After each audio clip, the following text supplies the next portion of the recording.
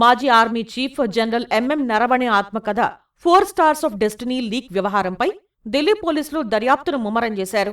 ఈ కేసులో Delhi police special cell తాజాగా నేరపూరిత కుట్ర అభియోగాలను కూడా చేర్చింది.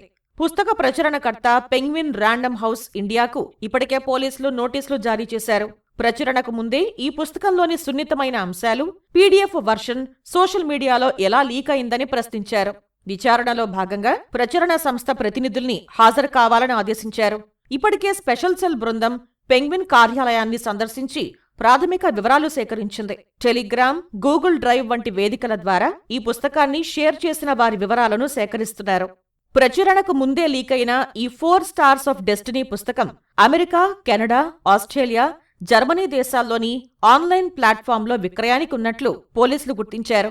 ఈ లీకైన కాపీకి international standard book number ISBN ఉండటం చూసి దర్యాప్తు బృందం అవాక్కైంది. 13 అంకెల ఈ నెంబర్ను సాధారణంగా అన్ని అనుమతులు పొంది పబ్లిష్, విక్రయాలకు పంపించే పుస్తకాలకు కేటాయిస్తారు. రక్షణ శాఖ అనుమతులు రాకుండానే నరవణే పుస్తకానికి ఈ నెంబర్ ఉండటం పలు అనుమానాలు రేకెత్తిస్తోంది. ఈ లీక్ వెనుక పెద్ద కుట్ర దాగి ఉందా అనే కోణంలో పోలీసులు దర్యాప్తు చేస్తున్నారు. ఇది కేవలం పైరసీ చర్య మాత్రమే కాదని, రక్షణ శాఖ అనుమతులు లేకుండా పుస్తకం మార్కెట్లోకి వచ్చేలా పక్కా ప్రణాళికతో, సమన్వయంతో ఈ లీక్ ఆపరేషన్ చేసినట్లు ప్రాథమిక దర్యాప్తులో వెల్లడైందని ఢిల్లీ పోలీస్ వర్గాలు తెలిపాయి. విదేశీ మార్కెట్లకు ఈ బుక్ను పంపించడానికి సంబంధించి డిజిటల్, ఆర్థిక లావాదేవీలను ట్రాక్ చేస్తున్నట్లు పోలీసులు వెల్లడించారు.